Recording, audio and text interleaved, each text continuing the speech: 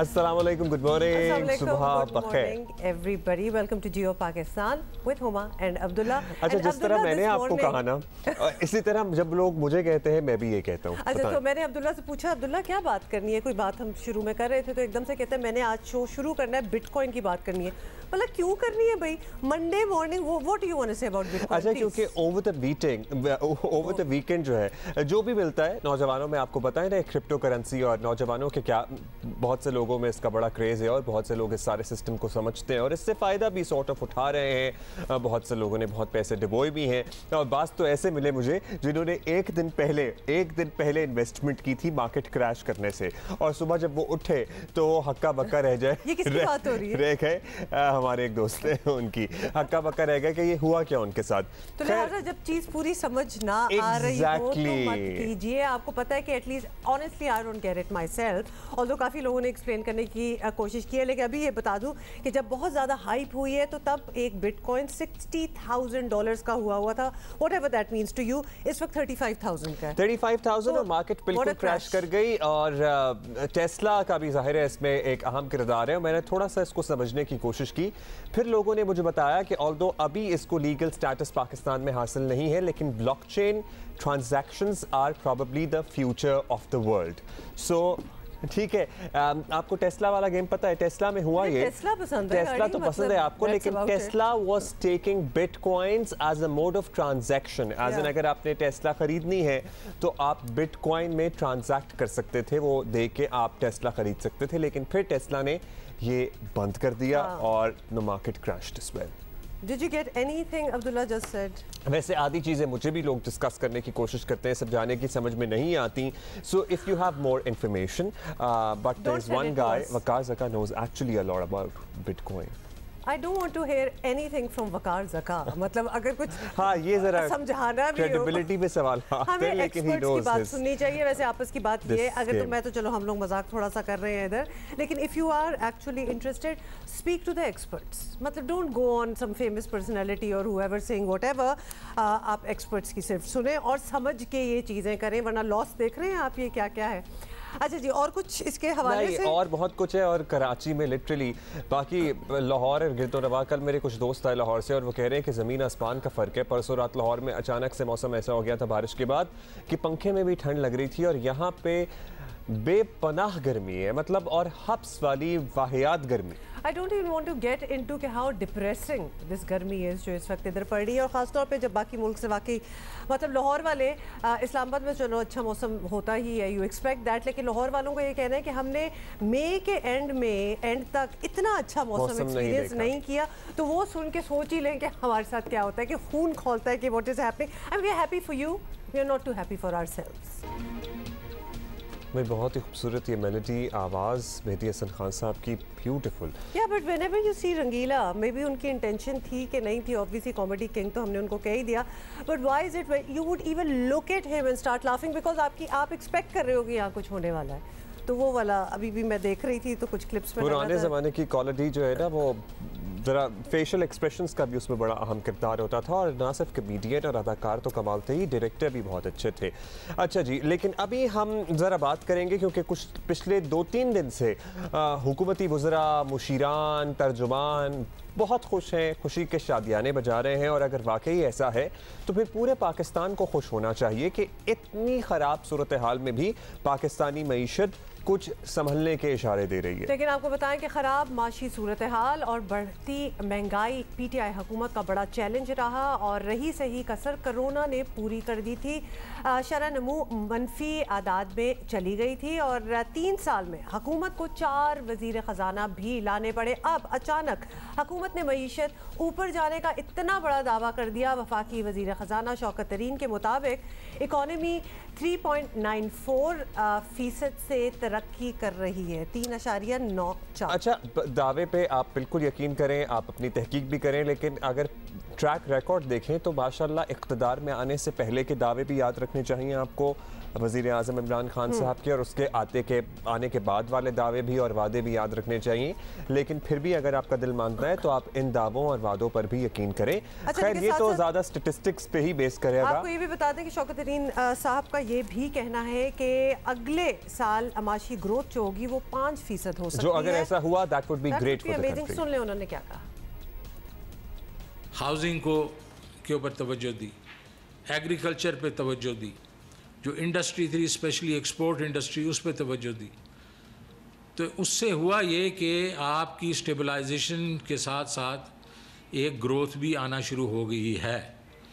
तो ये 3.94 जिसको लोगों ने कंट्रोवर्शियल बना दिया है वो होना नहीं चाहिए, बिकॉज़ ये एक बड़े शफाफ तरीके से प्लानिंग डिवीज़न ने किया है, फाइनेंस का इसके साथ कोई ताल्लुक़ नहीं है। आई वंडर तरीन साहब जब नहीं ये जिम्मेदारियां उन्होंने संभाली थी तो उन्हें सब कुछ सारा खराब ही नजर आ रहा था और उन्होंने कहा गलत फैसले। उनको जिम्मेदारियां संभाले हुए कोई ज़्यादा देर नहीं हुई कि इतना टर्न अराउंड हो। जिम्मेदारियां संभालते ही सब कुछ ऐसे टर्न अराउंड हो गया है, व्हिच इज मिरेकुलस। ऑपोजिशन की सबसे बड़ी जमात मुस्लिम लीग नून के रहनुमा और माशी एक्सपर्ट मुफ्ता इस्माइल ने हुकूमत के आदाद शुमार मानने से इनकार किया। हुकूमत के एक वज़ीर ने हुक्म सरजद किया था कि मईशत की जो ग्रोथ है शरह नमू उसको 4% दिखाया जाए, जबकि असल नंबर 3 के करीब है और 3 तक भी नहीं पहुंचा है। इन्होंने 4 दिखाया नंबर। इस हुकूमत ने इंडस्ट्रियलाइजेशन ख़त्म कर दी, मशीनरी इंपोर्ट कम हो गई, तामीरात वतन का काम ख़त्म कर दिया, PHDP का काम ख़त्म कर दिया, हायर एजुकेशन कमीशन का बजट कम कर दिया, हेल्थ सेक्टर का बजट कम कर दिया। जब ये करेंगे और इंपोर्ट कम करेंगे तो इंपोर्ट कम हो जाएगा। इससे अगर करंट अकाउंट डेफिसिट कम हो रहा है तो ये कोई फ़ख्र की बात नहीं है। और आपको बताएं कि अगर ज़मीनी हालात देखें तो 3 साल से लगातार मुल्क में महंगाई का तूफ़ान आया हुआ है जो थमता नज़र नहीं आ रहा। चीनी की बात करें तो मुल्क में कम से कम 100 रुपये चल रही है इस वक्त और आटा 60 से 70 रुपए किलो बिक रहा है। मुर्गी का गोश्त 600 रुपए किलो तक जा पहुंचा है। सोशल मीडिया पर मुर्गी का गोश्त किस्तों पर खरीदने के मीम्स बन रहे हैं, मतलब एक जोक बन चुका है कि आप मुर्गी नहीं खरीद सकते और आप मटन और बीफ और ये सारी चीजें तो भूल ही जाएं कि आप इनकी कीमतें हाथ लगाना तो दूर, इनको कीमतें पूछेंगे भी तो ऐसा लगता है कि चार्ज कर लेगा दुकानदार। जब तक चीजें सस्ती नहीं होंगी जाहिर है आवाम को रिलीफ नहीं मिलेगा। हुकूमत लाख मौशी बेहतरी के दावे करे, शायद ही कोई सियासी फ़ायदा होए से जब तक आवाम को हकीकी मानों में ये सारी चीज़ें ट्रांसलेट नहीं होती। ये तो कॉल और फेल में फ़र्क हो गया ना कि आप बता रहे हैं और इंसिस्ट कर रहे हैं कि बहुत अच्छे हालात हो गए लेकिन हमें नहीं लग रहे because we don't feel the difference, तो फिर ऑब्वियसली मानने के लिए बड़ा ही मुश्किल होगा। रहनुमा PTI सदाकत अली अब्बासी हमारे साथ हैं, उनसे बात करते हैं। अब्बासी साहब बहुत बहुत शुक्रिया आपने हमें ज्वाइन किया है। 2-3 दिन से हुकूमत बार बार बता रही है कि मईशत ज़बरदस्त चल रही है और शरह नमू ठीक हो गई है और आवाम की आमदन बढ़ी है, तो क्या वाकई ऐसा हुआ है? कोरोना के दिनों में ऐसा कैसे कर लिया आपने? थोड़ा सा ज़रा ज़्यादा एक्सप्लेन करें, कन्विंस करें हमें। देखिए जी, वाकई ऐसे हुआ है कि हमारी जो ग्रोथ रेट है जिसको सारे दुनिया के इदारे बहुत कम उसके लिए फोरकास्ट कर रहे थे और बहुत ज़्यादा हुई है। उसकी वजह यह है कि इमरान खान साहब ने शुरू में बड़े बोल्ड स्टेप लिए। जब सारी दुनिया लॉकडाउन की तरफ थी तो वो कुछ सेक्टर्स को खोलने की बात कर रहे थे, मईशत को के असरात को बचाने की बात कर रहे थे। तो आज ये सारा कुछ हुआ और उसकी एक अल्लाह की फजल भी हुआ कि हमारी जो एग्रीकल्चर क्रॉप है, जो हमारी 6 बड़ी फसलें हैं और रिकॉर्ड उसमें गंदम, मकई, अपना गन्ना, चावल, इनकी रिकॉर्ड फसलें हो रही हैं।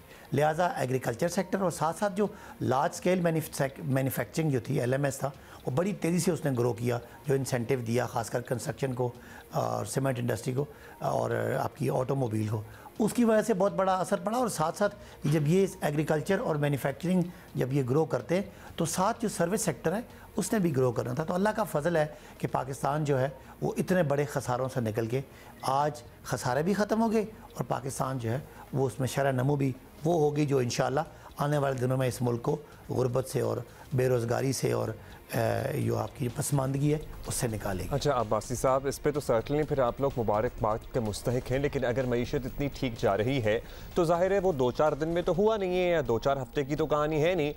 फिर हुकूमत को अपनी ख़जाना की टीम बार बार बदलने की क्यों ज़रूरत महसूस हुई? वजह ज़ाहिर है इसकी महंगाई बताई गई थी कि आवाम को रिलीफ पहुँचाने में पुरानी टीम नाकाम रही है, तो महंगाई तो अब भी है।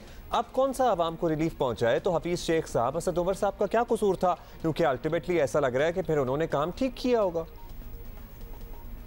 देखिए, बेसिकली हफीज़ शेख हों या असद उमर हों या हमारे शौकत तरीन साहब हों, ये एक्सपर्ट होते हैं, ये मुख्तलिफ ऑप्शन बताते हैं। असल में अप्रूवल कैबिनेट की होती है या वज़ीर आज़म की एक विज़न होती है, उसको उन्होंने इम्प्लीमेंट करना होता है। ये टेक्निकल लोग होते हैं, ये जो है वो ज़ाहिर है उस विज़न को इम्प्लीमेंट करने के तरीके बताते हैं। मैं ये नहीं कहता कि असद उमर साहब का कोई कसूर था या हफीज़ शेख का कोई कसूर था, लेकिन जो लीडर होता है वो हालात और वाक़यात के मुताबिक अपने आप को बेहतर से बेहतर लाइन पे रखना चाहता है। एक वक्त में एक की ज़रूरत थी। पिछले जो ख़ासकर हफीज़ शेख साहब के दौर में जो एक इकनॉमिक डिसिप्लिन था, उसकी ज़रूरत थी, और वो डिसिप्लिन की वजह से है कि जब हम जब गवर्नमेंट में आए थे तो $19.5 अरब का करंट अकाउंट का खसारा था, जो आज सरप्लस में बदल चुका है। 1 अरब के करीब सरप्लस है। आप देखेंगे रेमिटेंसेस आपके बढ़ रहे हैं, एक्सपोर्ट आपकी बढ़ रही है।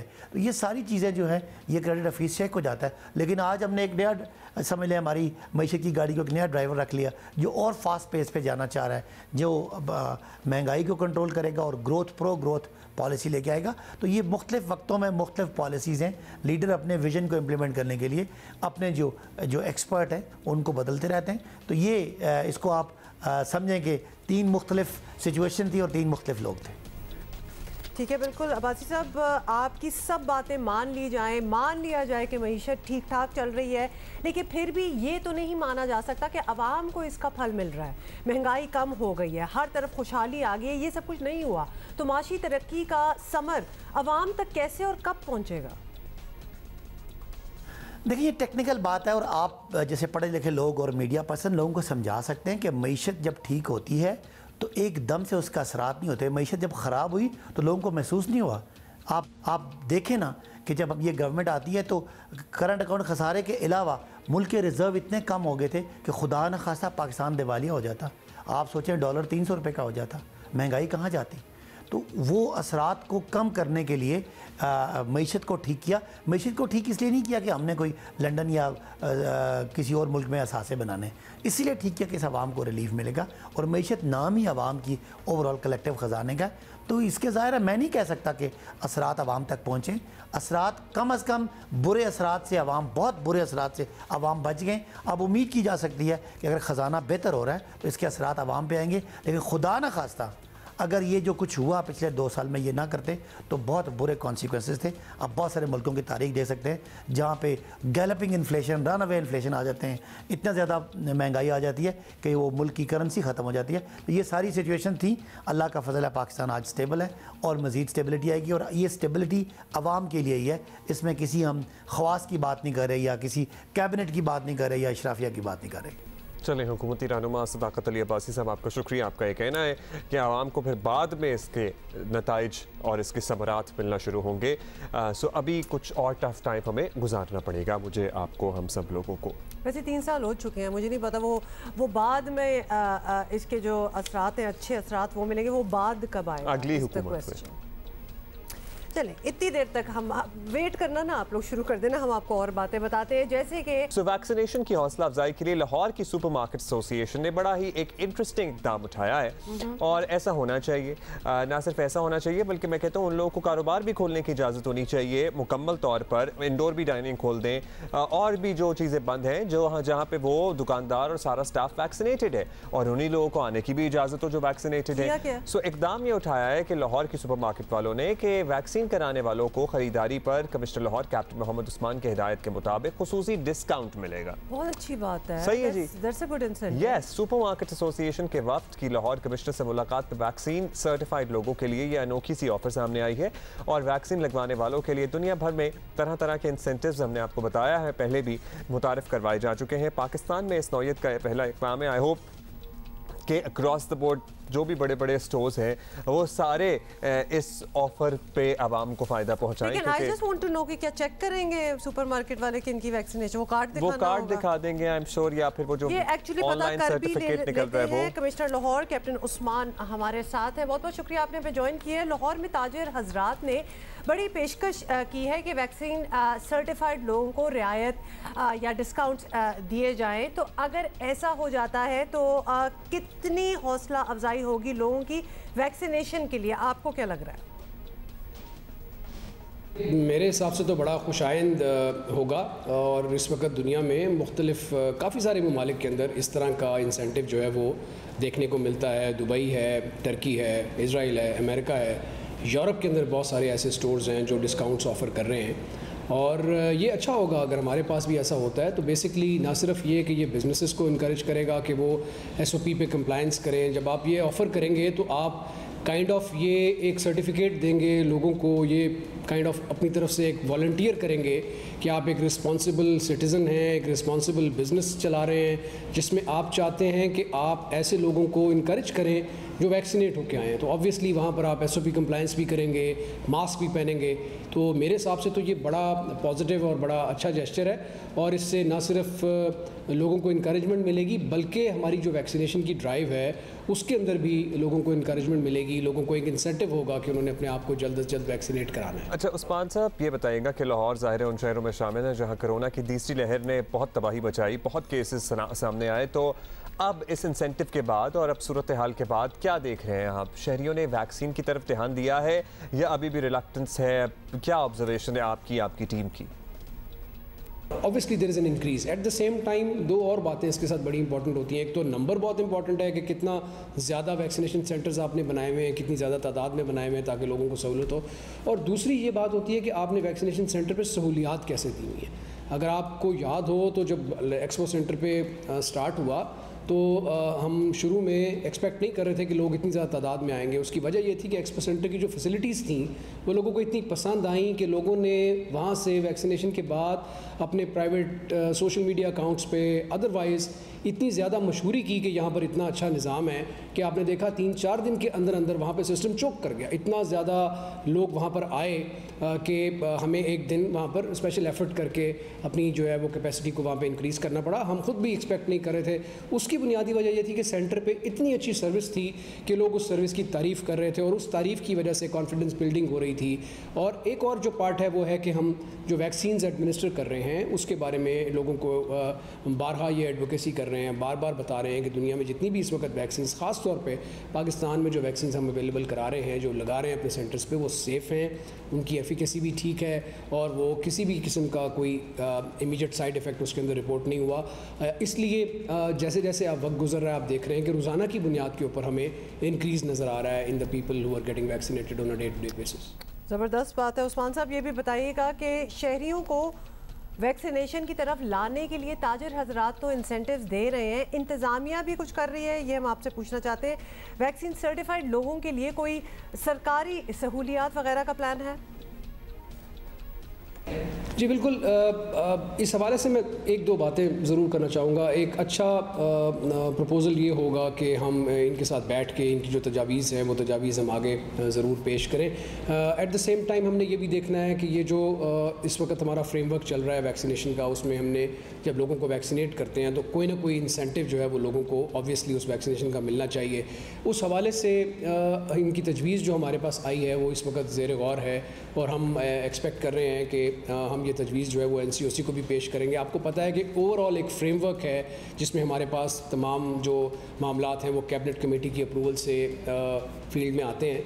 लेकिन इस वक्त प्रपोज़ल जो इन्होंने हमें दिया है, जो कि दुनिया के चंद ममालिक में है भी सही, कि जो सेंटर्स, जो शॉपिंग फैसिलिटीज़ हैं या रेस्टोरेंट्स हैं, वो ऐसे लोगों को इनकरेज करें जिन्होंने अपने आप को वैक्सीनेट कराया हुआ है। और ये प्रपोज़ल जो है वो इस वक्त ज़ेर गौर है और अगर इसमें कोई पेशरफ्त हुई तो इंशाल्लाह ताला ये इंसेंटिव जो है वो हुकूमत की तरफ से इस इंडस्ट्री को या तमाम लोगों को जो वैक्सीनेट कराएंगे उनको दिया जाएगा। वंडरफुल जी। कमिश्नर लाहौर कैप्टन उस्मान साहब हमारे साथ मौजूद थे। यकीनन काबिल तारीफ़ कदम है और इस तरह के इंसेंटिव से आवाम का हौसला बढ़ेगा। अच्छा जी, मरियम से तो हम आपकी मुलाकात कराएंगे पार्ट में। टॉक टू मरियम, क्योंकि हमारे बहुत सी फील्ड से लड़कियां तो आ जाती हैं और हम बातें करते हैं, लेकिन पायलट्स एविएशन में कम होती हैं, अभी भी कम है। अच्छा जी, लेकिन फर्स्ट आपको बताएं कि थोड़े ही वक्त में हुकूमत के लिए बड़ी मुश्किलात पैदा करने वाली जहांगीर तरीन ग्रुप से PTI के मामला तय पा चुके हैं। बहुत ही अच्छी बात है। और हुकूमत और ख़ास तौर पर पंजाब हुकूमत के ख़िलाफ़ बनने वाला फौरी ख़तरा बज़ाहिर ख़त्म हो गया। वफाकी वज़ीर इत्तलात फवाद चौधरी का कहना था कि तमाम गलतफहमियाँ दूर हो गई। हम सब ने एक फैमिली की तरह, एक इकट्ठे पार्टी की तरह, जिस तरह से हम एक होती है रवायत, उसी तरह ही चलने का फ़ैसला किया है। हम तमाम लोगों ने ये फ़ैसला किया है कि जो गुफ्तगू है वो हम उसको बैठ कर के जो मसाइल हैं उनको हम हल करेंगे। और इमरान खान की क़यादत में हम सब इकट्ठे हैं। ना तो जहांगीर तरीन साहब को ये तवक्को है कि इमरान खान उनके लिए कोई इल्लीगल सिफारिश करेंगे, ना ही इमरान खान का ये मिजाज है। अच्छा, अब इस प्रेस कॉन्फ्रेंस में तरीन साहब खुद भी नजर आ रहे थे उनके साथ खड़े हुए। खैर, तरीन ग्रुप के रहनुमा नुमान लंगड़ियाल ने भी वज़ीर आज़म पर मुकम्मल एतमाद का इजहार कर दिया।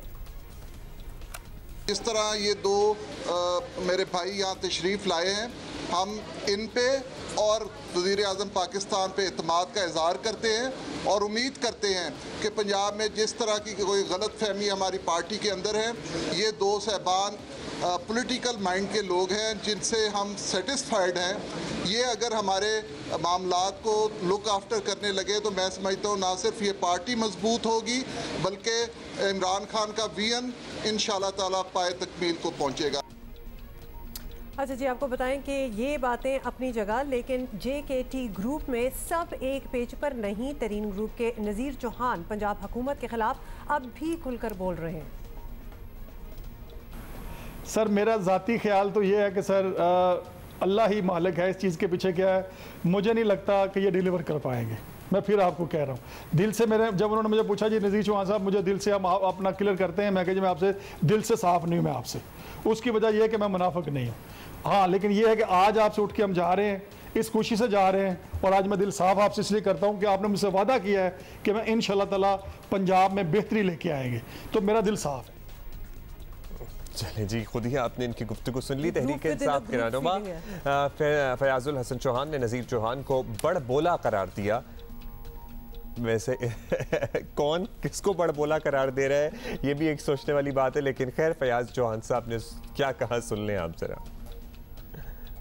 नज़ीर अहमद चौहान मेरा दोस्त भी है, लेकिन वो सियासत में ना अपने कद से थोड़ा सा बड़ी बातें कर रहे हैं। वो राजनीति के जो है ना डायनामिक्स वो प्रॉपर तरीके से समझ नहीं पा रहे, वो कुछ ज़्यादा तेज दौड़ रहे हैं। मामला सॉर्ट आउट हो गया जहांगीर तरीन साहब के साथ, लेकिन नज़ीर चौहान साहब का घोड़ा ज़रा तेज दौड़ रहा है इस वक्त, है ना। तो मेरी इतला ये है कि कल या परसों रात को नज़ीर अहमद चौहान साहब को उनके जो इस वक्त लीडर है उनकी तरफ से थोड़ी सी जनाब उनका सॉफ्टवेयर जो है वो चेंज करने की कोशिश की गई है कि हुण भाई जी अपना जो है ना चैनल चेंज कर लो, जो है ना। तो isn't that a dilemma in itself कि फयाज चौहान साहब किसी और को बड़ बोला कह रहे हैं? ये कोई बात नहीं करने वाली। खैर, आपको बताएं कि तरीन ग्रुप और हुकूमत के दरमियान बज़ाहिर सीज़ फायर तो हो गया है, लेकिन नज़ीर चौहान और दीगर रहनुमा अब भी सख्त मौक़िफ़ के साथ मैदान में हैं। तरीन साहब ने मामलात अपने हाथ में ना लिए तो जहांगीर तरीन ग्रुप के अंदर एक नया ग्रुप भी बन सकता है, group with in a group. ये नज़ीर चौहान साहब अकेले ही हैं या फिर इनके साथ और भी लोग शामिल हैं जो कहते हैं कि जी बड़ा मुश्किल है कि पंजाब में PTI कुछ डिलीवर कर पाए। रहनुमा PTI जहांगीर तरीन ग्रुप सईद अकबर नमानी हमारे साथ मौजूद हैं। सईद अकबर साहब, आखिरी इत्तलात तो यही है कि जहांगीर तरीन और हुकूमत के दरमियान मामलात तय पा गए हैं। वैसे आई वंडर, क्योंकि अभी तो वो रिपोर्ट आना बाकी है और अभी केसेस भी ज़ाहिर चल रहे हैं, ज़मानत में एक्सटेंशन हुई है, सब इख्तलाफात, लेकिन इत्तलात ये है कि ख़त्म नहीं हुए, तो एटलीस्ट सीज़ फायर हो गया है। लेकिन नज़ीर चौहान और कुछ दीगर आपके दोस्त अहबाब अभी भी बड़ी हार्ड लाइन लेकर चल रहे हैं, तो क्या ये तासुर हम सही समझ लें कि आपके ग्रुप के अंदर भी एक ग्रुप कुछ लोग ऐसे हैं जो आपकी बात से शायद मुत्तफिक नहीं है और सभी एक पेज पर नहीं हैं आपके ग्रुप में लोग? तो आपने नज़ीर चौहान और ग्रुपों में ग्रुपिंग है, वो इस तरह की कोई बात नहीं है। अब हर आदमी अपने मिजाज और जहन के और सोच के मुताबिक भी बात करता है। कुछ उनकी अपनी ज़ाती सोच और अपनी ज़ाती तरीका कार है वो बात करने का, उसके मुताबिक भी करता है। तो ना हमारे ग्रुप में कोई और ग्रुप है, हम एक पेज पे हैं, हम एक हैं और ये ग्रुप कायम है और ग्रुप रहेगा और हम जहांगीर खान तरीन के साथ हैं। अच्छा नवानी साहब, ये भी बताइएगा कि आपके ग्रुप के कुछ लोग अब भी ये कह रहे हैं कि बाकी मामलात अपनी जगह, लेकिन मौजूदा हुकूमती सेटअप से परफॉर्मेंस की खास उम्मीद नहीं है, तो आप पुर उम्मीद हैं कि वफाक में इमरान खान और पंजाब में उस्मान बुज़दार तब्दीली लाएंगे? परफॉर्मेंस पे हमारा कोई ना कोई क्वेश्चन है, ना हमारी उस पर कोई डिस्कशन है, ना हमारा उनके साथ कोई मुतालबा है, ना हमारा कोई तब्दीली लाने के हक़ में ना हमारी को सपोर्ट है। हम इस तब्दीली के हक़ में ना हम उसको सपोर्ट कर रहे हैं, ना हम उसके साथ हैं। हमारा ना बुज़दार को तब्दील करने का कोई मिशन है और ना ही इमरान खान के ख़िलाफ़ जाने का है। हमारा ये मैंडेट ही नहीं है, हमारा ये मिशन ही नहीं है। हम उनके साथ हैं क्योंकि उसी पार्टी में हैं। जब उस पार्टी में हैं तो हमने उनको सपोर्ट करना है। अगर जिस दिन सपोर्ट ना करना हुआ तो फिर उसका कोई तरीक़ाकार और होगा, लेकिन हमारा कोई इसमें इरादा नहीं है कि ना मतलब उनके ख़िलाफ़ जाने का, ना उनके ख़िलाफ़ खड़े होने का। हम उनके साथ हैं क्योंकि हम उन्हीं की पार्टी में हैं, हम तहरीक इंसाफ में हैं। ठीक है जी, अभी आप उनके साथ हैं। अभी बता दीजिएगा सईद अकबर साहब के अब ये पूरा मामला टिका हुआ है अली ज़फ़र साहब की रिपोर्ट पे, हमें तो यही तासुर मिल रहा है। तो अगर ये रिपोर्ट जहांगीर तरीन साहब की एक्सपेक्टेशंस पर पूरा ना उतरी या उनके ग्रुप की एक्सपेक्टेशंस पूरा ना उतरी, तो क्या फिर ये ग्रुप अमली तौर पर अपना एहतजाज रिकॉर्ड कराएगा या कोई और ऑप्शंस भी सोच रखी हैं आप लोगों ने? मैं आपके इस सवाल पे क्लियर कट कहता हूँ कि जिस तरह आपने कहा कि आपका जो अली ज़फ़र की रिपोर्ट पे है इसी पे इन्हिसार है, आज मैं आपसे ये बात क्लियर करना चाहता हूँ कि जो इन राइटिंग अली ज़फ़र साहब रिपोर्ट देंगे, अगर वो जहांगीर तरीन के ख़िलाफ़ भी हुई तो हम उसकी तायीद करेंगे। हम उसके ख़िलाफ़ नहीं जाएंगे, हम उसकी तायीद करेंगे। फिर वो अदालतें जाने, हम जाने, जहांगीर तरीन जाने, लेकिन हम ना उस पर एहतजाज करेंगे, ना उसके ऊपर कोई भी उसके ऊपर कोई नेगेटिव सोच करेंगे, क्योंकि ये हमारा म्यूचुअल अंडरस्टैंडिंग के साथ ये मामला तय हुआ था। जब तय हो जाए एक बात तो फिर उस पर एहतजाज करना बनता नहीं है, उस पर हम एहतजाज नहीं करेंगे। लेकिन ये मेरी गुजारिश ज़रूर है आपके साथ से कि ये रिपोर्ट अगर आए तो ये पब्लिक कर दी जाए ताकि हर आदमी उसको पढ़ ले, कोई भी नाक़िद जो है उस पर कोई नेगेटिव तनकीद ना करे। अगर वो जब पढ़ लेगा तमाम मामला उससे सामने आएंगे तो मैं समझता हूँ कि हर बंदे की तसल्ली हो जाएगी। नहीं रिपोर्ट आएगी तो फिर हम सब तो पढ़ ही लेंगे। थैंक यू आपका सईद अकबर नवानी साहब हमारे साथ मौजूद थे। वो कह रहे हैं कि जी रिपोर्ट जो भी आएगी उसको तस्लीम करेंगे। मतलब लेकिन रिपोर्ट का वेट कर लेते और फिर अगर थोड़ा सा दोस्ती आगे जाती तो ज़रा ज़्यादा डिफिनेटिव हो जाती, क्योंकि अब रिपोर्ट क्या आएगी और उसके बाद क्या तासुरात होंगे। रिपोर्ट पे कोई उन्हें एतराज़ नहीं। कह रहे हैं जी वो जो इंतकामी कार्रवाइयाँ हो रही थी ना, वो अपेरेंटली शायद उस पर report was not the contentious issue. So let's see क्या होता है। आपको पता है every day is a new day और फिर कुछ भी हो सकता है। बट लेट्स मूव ऑन, और जिस चीज़ के बारे में हम ज़रा एक्साइटेड थे उन्हीं से बात कर लेते हैं। पाकिस्तानी ख़वातीन से मुतालिक रिवायती तसव्वुरात को हमारी ख़वातीन अपनी गैर मामूली कारकर्दगी से मुसलसल गलत साबित कर रही हैं। आज़ाद कश्मीर की पहली खातून कमर्शियल पायलट मरियम मुश्तबा को सदर आज़ाद जम्मू एंड कश्मीर सरदार मसूद ख़ान ने नौजवान ख़वातीन के लिए रोल मॉडल करार दिया है। मकबूजा कश्मीर के ज़िला शुपैया से ताल्लुक़ रखने वाली मरियम मुश्तबा आज़ाद कश्मीर के दारुल हुकूमत मुज़फ़्फ़राबाद में रिहाइश पजीर है। मरियम ने 2011 में कैडेट पायलट की हैसियत से PIA में शमूलियत इख्तियार की। रावलपिंडी और अमरीका की पायलट अकेडमी से तरबियत हासिल करने के बाद पहले अंदरूनी मुल्क यानी डोमेस्टिक इन्होंने ATR जहाज़ चलाती रहीं और हाल ही में डोमेस्टिक रूट्स पर अपने फ्लाइंग आवर्स मुकम्मल करने के बाद PIA ने उन्हें बतौर फर्स्ट ऑफिसर तरक्की दी है। How cool is that. और खातून पायलट मरियम मुश्तबा अब एयरबस 320 जहाज़ दुनिया के मुख्तलिफ ममालिक में उड़ा रही हैं। सदर आज़ाद जम्मू कश्मीर सरदार मसूद खान से मुलाकात में मरियम मुश्तबा ने अपनी कामयाबी में PIA के किरदार को नहायत अहम करार दिया है। और ज़बरदस्त जी, आज़ाद कश्मीर की पहली खातून कमर्शियल पायलट मरियम मुश्तबा हमारे साथ मौजूद हैं। Mariam, it's great to have you over. सबसे पहले तो ये बताइए कि अमूमन बच्चों से जब सवाल करते हैं ना नर्सरी प्रेप KG में कि आपने क्या बनना है, तो आधी क्लास में और पर्टिकुलरली ज़्यादातर लड़के ये कहते हैं कि हमने पायलट बनना है। तो क्या आप उन बच्चों में शामिल थी जिनसे टीचर पूछती कि आपने क्या बनना है तो आप कहती थी पायलट बनना है? अस्सलाम वालेकुम and a very good morning to you all. जी बिल्कुल इसी तरह होता था कि मैं बचपन में शुरू से ही पायलट बनना चाहती थी। My younger brother is also a pilot. He's flying Boeing 737s. Wonderful. With Serene Air. लेकिन ऐसा था कि जब my inspiration was Captain Aisha Rabia. She was a captain in PIA. बिल्कुल। I met her once when I was a little child. I was traveling and I was very excited to see her. And then I told my father that yes, girls can fly the airplanes. So that was the day I made my mind. But yes, ऐसा होता है कि थोड़ा सा time लगा इसमें. I've learned my flying after the second child. तो बच्चों के साथ थोड़ा मुश्किल था, लेकिन अल्हम्दुलिल्लाह। लेकिन आपने मरियम करके दिखा दिया कि कम वॉट में आपकी एक ड्रीम है, आपका एक पैशन था और आपने कर लिया।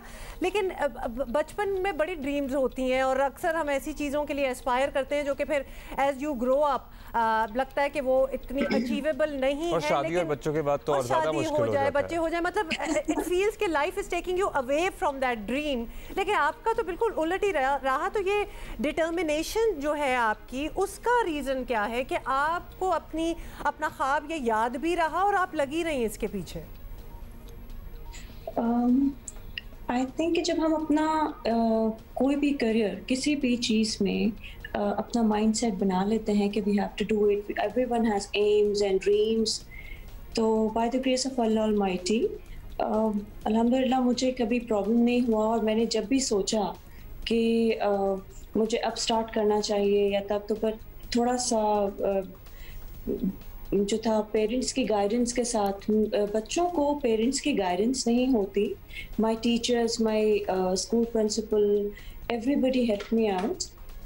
बच्चे थोड़ा सा ऐसा हो जाता है कि बच्चे जब छोटे होते हैं तो उनकी बहुत सारी ख्वाहिशात होती हैं, डॉक्टर्स, इंजीनियर्स, कमिश्नर्स बने। तो I have had all commissioners and doctors, engineers, सब फैमिली में थे, but I wanted to become something different.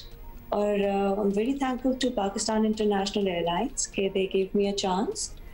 और अच्छा मरियम, आपका ये जर्नी माशाल्लाह आप सक्सेसफुल हैं, लेकिन वॉज इट डिफ़िकल्ट, या वो जो स्टीरियोटिपिकल कुछ लोग आपके इर्द गिर्द मौजूद होते थे, या फिर आपको किसी किस्म की, ज़ाहिर इदारे ने तो आपका भरपूर साथ दिया, लेकिन एक कल्चर होता है और हमारे यहाँ यूजुअली कल्चर है कि अरे लड़कियाँ जहाज़ उड़ाएंगी, वो भी कमर्शियल फ्लाइंग करेंगी, डिस्क्रिमिनेटरी कल्चर। क्या आपको कभी उसका सामना करना पड़ा from colleagues, from friends, from anybody around you, या फिर आपको वो कल्चर ब्रेक करने में कुछ मुश्किल हुई?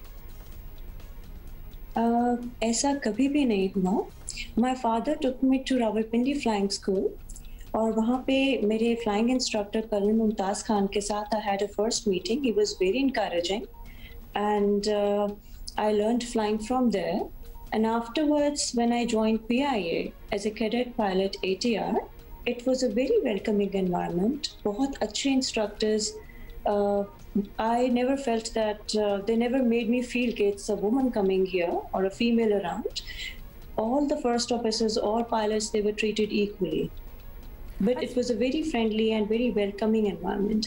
लोग I don't know कि बाकी कभी किसी को ऐसा हुआ, but never. मेरे साथ और भी फीमेल कॉलीग्स हैं, मेरे साथ और भी फीमेल फर्स्ट ऑफिसर्स फ्लाई कर रही हैं। हम में से कभी भी किसी को ऐसा we never come across anything. अल्हम्दुलिल्लाह। अच्छा, ऑब्वियसली वो अगर रेशो के हिसाब से देखा जाए मरियम, मतलब आपका इतना स्पेक्टेकुलर एक आपकी decision to become a pilot और फिर द होल जर्नी में कोई हिच नहीं आई, बहुत ही अच्छा था। लेकिन obviously when you then were in the field, तो वो अगर रेशो देखो तो कम खवातीन और ज़्यादा मर्द तो होते ही हैं। वो तो एक्चुअली पाकिस्तान में आप ज़्यादातर किसी फील्ड में भी देख ले तो ऐसा ही है। तो वो डिफरेंस कोई आपको फील होता है व्हेन यू आर फ्लाइंग? तो आपके साथ ज़्यादा जो क्रू होता है, कभी ऑल फीमेल क्रू भी रहा है या ज़्यादातर हमेशा यही होता है you are the only female और फिर बाकी तो मेल आपके कंटेम्प्रेरीज होते हैं? ऐसा भी होता है कि sometimes I'm the only female flying in the aircraft. All the other cabin crew and the cockpit crew is always male pilot sitting with us. तो ऐसा बिल्कुल इसी तरह होता है. Yes, female pilots सारी हम लोगों का एक all cabin crew and pilots, we were all ladies in the aircraft and ऐसी flights भी operate की हैं बिल्कुल. Wonderful wonderful. अच्छा, अब ये बताइए कि आपकी सबसे फेवरेट डेस्टिनेशन या सबसे फेवरेट रूट क्या है, और क्या कभी कोई चैलेंजिंग मोमेंट जो आप में भी आप हमसे शेयर करना चाहें कि जनाब उस वक्त तो बस मैंने करेक्ट डिसीजन ले लिया इन अ नैनो सेकेंड और बस मैं सब कुछ सही रहा, अदरवाइज कुछ भी हो सकता था। यू नो, हर एक इंसान की जर्नी में कोई एडवेंचरस बात हमसे शेयर करें। अच्छा, ऐसा है कि PIA में हमारे we go through very hard trainings and we have very good instructors. So मेरी तो क्या जितने भी हमारे पायलट्स हैं वो बहुत महारत से जहाज़ उड़ा रहे हैं और हमारी बड़ी टफ ट्रेनिंग्स होती हैं। उसके बाद जब once what happened was कि हमारा लैंडिंग गियर स्टक हो गया। We came across such an emergency और it was all quick क्योंकि आपकी हमारी लिमिटेशंस होती हैं, emergencies होती हैं, वो they should be at the fingertips और that was the only एक ऐसा challenging time था। Otherwise favorite destinations में ऐसा है कि आपने क्या किया ये प्लीज बता दें। लैंडिंग गियर स्टक होने के बाद की कहानी में हम बहुत इंटरेस्टेड हैं। Then we had to land back right away because it got stuck right after takeoff. So we did our procedures, emergency checklist, overweight landing checklist, all the procedures along with the captain. It was a CRM, very good CRM, or we landed back safely. जबरदस्त, ये आपने अच्छी बात बता दी बिल्कुल। और क्योंकि ये नौकरी आपकी ऐसी है मरियम के you are not the only dependent of your own actions. आप पूरे एक जहाज़ को जो भरा हुआ है 150-200 लोग हैं उसके अंदर, so it's a very big responsibility. Finally Mariam ये ज़रूर बता दें कि हम आए दिन, आपको पता है कि हमारे यहाँ विमेंस डे पे मार्चेस हो रहे होते हैं, सोशल मीडिया पे कुछ डिबेट्स चल रही होती हैं। Women generally have it tough in Pakistan. तो आप क्या एडवाइस देना चाहेंगी, क्योंकि आप ऐसी फील्ड में हैं जो कि बिल्कुल मेल डोमिनेटेड फील्ड हमें लगती है, लेकिन यू आर देयर, और फिर ऐसी फील्ड में औरतों को मुश्किलात हैं जो कि ज़्यादातर होती फीमेल डोमिनेटेड हैं, उसमें भी इश्यूज हैं, घरों से इजाज़तें नहीं मिलती। आप किस तरह इनकरेज करेंगी लड़कियों को to follow their dreams? Confidence is the key. They should be confident. No matter which field they are in, जो भी जिस शोबे में भी ख़वातीन काम कर रही हैं, they should be confident about themselves. ये ज़रूरी नहीं है कि आप पायलटिंग फील्ड में हैं तो ही आप कामयाब हैं। जिस फील्ड में भी हैं आप मेहनत करें। You should know your job, you should know your books. और I don't think कि अगर आपको अपने अगर आप स्टडीज़ में अच्छे हैं, because as far as piloting is concerned, तो हमारी स्टडीज़ इतनी हार्ड हैं, you know your procedures, you know your SOPs, तो there is nothing, I think कि कोई भी फिर आपको नुकसान नहीं पहुंचाता। लेकिन अगर किसी भी डिपार्टमेंट में किसी भी खातून को कोई मसला पेश आता है तो उन्हें अपनी फैमिली से डिस्कस करना चाहिए श्योर, और दे शुड बी कॉन्फिडेंट। वैसे कॉन्फिडेंस इज द की, क्योंकि लड़कियां एक सेकंड में अगर आप बता सकें मरियम के सबसे मुश्किल एयरपोर्ट कौन सा है लैंड करने के लिए जहां आपने अब तक लैंड किए हैं जहाज? I love to take off and landing. मुझे कोई इससे ये नहीं है कि this is my favorite destination या favorite airport. It is always the same. Takeoff, landing procedures all are the same. So I love to fly. I enjoy all the destinations. Wonderful जी। कुमारिया मुश्तबा हमारे साथ मौजूद थी, commercial pilot PIA। You know women like you are great inspiration for a lot of young girls और and guys as बात well। की है लड़कियों को कॉन्फिडेंट होना चाहिए, have faith in your own ability, अपने अंदर जो है वो फेथ रखें, कॉन्फिडेंट रखें। कोई फिर आपको डिटर नहीं कर सकता कि ये तुम कर सकते हो कि नहीं, आपको पता होना चाहिए कि आप कर सकते हैं। So that is I think the key, और मरियम भी यही कह रही थी। और आपके पास कोई टोटका है बालों के लिए? लेकिन वो आप ऐसे नहीं बताइएगा, सीक्रेट है।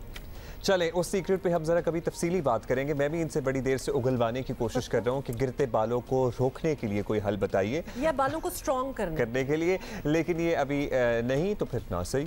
हमारे पास और भी बड़ी बातें करने के लिए, जैसे कि सिंध में कोरोना का फैलाव मुसलसल तेज़ी से बढ़ रहा है और ईद के बाद कोरोना की तीसरी लहर जो है वो ऐसा लग रहा है कि अब सिंध में शिद्दत इख्तियार कर गई है। एक हफ्ते के दौरान मुस्बत केसेस की शरह सिंध में 8%, जबकि सिर्फ कराची में 13% तक जा पहुंची है। और इसी पे बात करते हैं सईद गनी साहब, पीपल्स पार्टी के सीनियर रहनुमा और सूबाई वजीर हमारे साथ मौजूद हैं। गनी साहब अस्सलाम वालेकुम। गनी साहब, सिंध हुकूमत का फैसला है कि कोरोना की तीसरी लहर को कंट्रोल में लाने के लिए पाबंदियां जारी रहेंगी, स्कूल कॉलेज भी 2 हफ्ते और बंद रहेंगे। तो क्या हालात इतने खराब हो गए हैं, आप लोगों ने असेसमेंट की है? एक्चुअली पिछले कुछ दिनों का अगर हम ट्रेंड देखें तो सुबह सिंध में भी नंबर बढ़े हैं, लेकिन खास तौर पे कराची, हैदराबाद में नंबर काफ़ी इंक्रीज हो रहे हैं। और लास्ट ईयर भी जब ईद उल फितर के बाद का जो अगले 15 दिन थे उसमें हमने जो अपना हाईएस्ट नंबर था 3000 प्लस पर डे केसेस थे वो आ गए थे, और वो आफ्टर 15 डेज आए थे। अभी ईद को 15 दिन नहीं हुए लेकिन हम 2000 क्रॉस कर गए हैं, और जो 3-4 दिन का पिछला रिकॉर्ड है उसमें 2 दिन हमने 2000 को क्रॉस किया है। और जो शरह है कराची की वो अराउंड कोई 14% है, और हैदराबाद भी तकरीबन 11% है, और ओवरऑल सिंध में तकरीबन 8% है। तो नंबर्स बढ़ रहे हैं, इसलिए एहतियाती तौर पर ये इकदाम किए जा रहे हैं। कहीं अगर बहुत ज़्यादा बढ़ गए तो शायद हॉस्पिटल्स को कैटर करना प्रॉब्लम हो जाएगा। क्या जबकि पूरे मुल्क में सूरत हाल ज़रा कुछ कंट्रोल में आई है और पर्टिकुलरली पंजाब, कश्मीर वगैरह में केसेस कम हो रहे हैं, सिंध में क्यों आपको लग रहा है? क्या पीक आता ही हर वेव का लेट है सिंध में, या फिर ईद और रमज़ान के दौरान बहुत बेहतियाती की है, या फिर ये इंटर प्रोविंशियल ट्रैवलिंग जो है between Sindh and Punjab and rest of the country, उसका असर अब नज़र आ रहा है? अगर आपको याद होगा जब पंजाब में खतरनाक हद तक नंबर्स बढ़ गए थे जी, तो हमने डिमांड्स की थी फेडरल गवर्नमेंट से कुछ जी। एक तो इंटर प्रोविंशियल ट्रांसपोर्ट जो है उसको बंद कर दें जी। हमने कहा था कि जो रेलवे है उसको बंद करें, और हमने कहा था कि जो फ्लाइट्स हैं उनको भी आप कुछ अर्से के लिए रोक दें। अच्छा, वजह उसकी ये थी कि हम एक्सपेक्ट कर रहे थे कि जब किसी सूबे में नंबर्स बढ़ते और वहाँ से लोग ट्रेवल करते हैं नॉर्मली बहुत ज़्यादा, तो ये फिर जो स्प्रेड होता है, लेकिन उस वक्त हमारी बात नहीं मानी गई और पंजाब में सख्ती हुई, और ये अच्छी बात थी, हम उसको क्रिटिसाइज नहीं करते हैं। लाहौर में, पंजाब के बाकी शहरों में बड़ी स्ट्रिक्ट जो SOPs थी वो फॉलो करवाई, दुकानें बंद करवाई, बाजार बंद की, लोगों के खिलाफ कार्रवाई की, उससे वहाँ पर कंट्रोल हो गया। लेकिन चूंकि सूबा सिंध में और खासतौर पर कराची में लोग ट्रेवल काफ़ी ज़्यादा करते हैं, यहाँ से जाते भी हैं, यहाँ आते भी हैं, तो नंबर्स तो यहाँ बढ़ने थे। तो बहरहाल ये एक वजह है, और ज़ाहिर है कि रमज़ान के महीने में भी फिर नमाजें भी लोग ज़्यादा पढ़ते हैं, तरावी पे भी बड़े इज्तिमात होते हैं, ईद के बड़े इज्तिमात होते हैं, तो ये भी एक सबब ज़रूर बनता है। थैंक यू गनी साहब, thank you for time, but let's hope and pray कि सिंध और कराची में ये वबा शिद्दत इख्तियार ना करे इससे ज़्यादा जिस सतह पे अब है। बाकी मुल्क में जब हालात बेहतर हो रहे हैं तो हम एक्सपेक्ट कर रहे थे कि यहाँ भी हालात बेहतर होंगे, लेकिन उल्टा ही चल रहा है। जो मेजर्स लिए जा रहे हैं उनसे यही एटलीस्ट होपफुल हूँ मैं कि ठीक हो जाएंगे। तो कराची वालों कुछ और सख्ती और कुछ और पाबंदियों के लिए ज़हनी तौर पे आपको अभी से तैयार रहना चाहिए। जहाँ बाकी पूरे मुल्क में आउटडोर डाइनिंग वगैरह खुलने की बात हो रही है, वहाँ यहाँ अब तक सब कुछ बंद है। एहतियात इज द ओनली थिंग। जाते जाते साथ साथ एक बात जो आपसे करनी थी और कुछ दिखाना भी चाह रहे थे, but I guess we don't really have that video, कि प्लीज़ आप जहाँ भी बिलोंग करते हैं, whether you are a politician, you are a public figure, whoever you are, आप को मास्क पहनना है, because people are looking towards you, और खास तौर पे जब आप पब्लिक डीलिंग करते अच्छा, हैं। अभी हमारे पास अभी टाइम मैंने ले लिया है, तो वीडियो आ गई है जिसकी हम बात कर रहे हैं। अभी एक खबर आई है मेरे पास, और खबर है जो मेरे तो प्लान में थी, तो हमने सोचा टाइम मिल ही गया है तो डिस्कस कर लें। साबिक वज़ीर दाखिला और सीनियर सियासतदान चौधरी निसार काफ़ी अरसे खामोश रहने के बाद अचानक से मंजर आम पर आ गए हैं, और जी वो याद करा दूं आपको। चौधरी हाँ, जिनकी प्रेस कॉन्फ्रेंसेस होती थी तो फिर वो खत्म ही नहीं होती थी। खैर, वो आज पंजाब असेंबली की रुकनीत का हलफ उठा रहे हैं। चौधरी निसार मुल्क की सियासत का अहम किरदार हुआ करते थे और नवाज शरीफ के इंतहाई करीबी साथी रहे। तहम वो शहबाज शरीफ के ज़्यादा हम ख्याल समझे जाते थे। सियासी मुबस्सिरीन के ख्याल में चौधरी निसार यूं ही सियासी तौर पर सरगर्म नहीं हुए, उनके पीछे कोई बड़ा मकसद हो सकता है। अच्छा जी, एंकर पर्सन और तजियाकार शहजाद इकबाल हमारे साथ हैं और उनसे बात कर लेते हैं। शहजाद, चौधरी निसार आज पंजाब असेंबली के मेंबर बनने जा रहे हैं, तो उनका कहना तो ये है कि वो हल्के की सियासत के लिए ये सब कर रहे हैं, लेकिन 3 साल बाद अचानक ऐसा फैसला आना, क्या वाकई ये सिर्फ एक हल्के की बात है या चौधरी निसार का कोई और प्लान है, कुछ और सोचा हुआ है उन्होंने?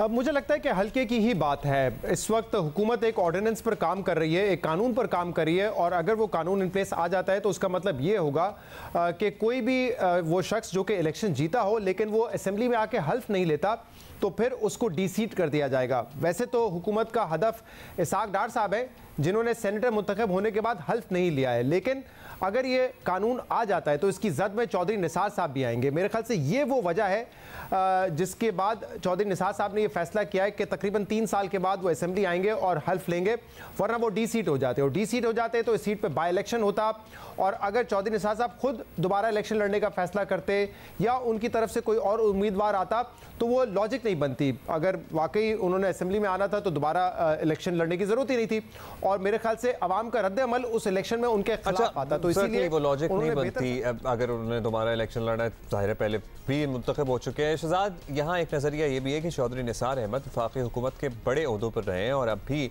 हर हल्के में हर जमात में बड़े मजबूत राबते भी हैं उनके। तो दूसरा नजरिया ये कहता है कि 3 साल फील्ड से बाहर रहने के बाद वो एक सियासी नोबडी बन चुके हैं। तो क्या आपका ख्याल है, क्या उनके अभी भी कनेक्शंस हैं जो कि कारगर साबित हो सकते हैं, या फिर वाकई he is irrelevant now? I am sure उनके ताल्लुकात होंगे, शहबाज शरीफ साहब से होंगे, दीगर लोगों से होंगे, नून लीग में राब्ते उनके पाकिस्तान तहरीक इंसाफ में भी होंगे, लेकिन राब्ते होने का ये मतलब नहीं है कि कोई भी सियासी जमात एक पॉलिटिकल सुसाइड कर ले और ऐसा फैसला करे जिससे उनको इलेक्शन में नुकसान हो। तो मुझे नहीं लगता कि इस वक्त चौधरी निसार साहब की ये पोजीशन है। बेशक माजी में वो कई मरतबा इलेक्ट हो चुके हैं, कौमी असम्बली में वजारतों पर रहे हैं, लेकिन दोनों में से कोई भी पार्टी इस वक्त उनको वजीर आला या कोई बड़ा ओहदा देने के हक में मुझे तो नहीं नजर आती। तो वाहिद वजह मुझे यही नजर आती है कि वो अपने हल्के की सियासत को जारी रखना चाहते हैं मुस्तकबिल में 2023 में, और उसके लिए ज़रूरी है कि वो आवाम की नुमाइंदगी करें असेंबली में जाके, और अब तो उनके पास कोई ऑप्शन भी नहीं है, नहीं करेंगे तो डी सीट हो सकते हैं। तो नॉन एंटिटी तो मैं नहीं कहूँगा, लेकिन अगर आप ये मुझसे पूछें कि कोई बड़े ओहदे पर उनको फाइज करना चाहती है दोनों में से कोई एक पार्टी, तो मैं इससे मुत्तफिक नहीं। बहुत शुक्रिया Shahzad, thank you so much. और अब वो वीडियो हाँ, जिसके बारे में कह रहा था कि मेरा तो आखिरी इस्तकबाल ऐसा शादी पे ही हुआ था अपनी उसके बाद अच्छा जी, ये वीडियो है शाह महमूद कुरैशी साहब, आपको पता है यूएस गए हुए थे, यूएन में उन्होंने काफ़ी बड़ी अपनी एक स्पीच भी की, उनके इंटरव्यूज़ वगैरह भी हुए, अब वो वापस आए हैं और ये उनकी इस्तकबालिया कमेटी जिसको कहा जाता है वो है।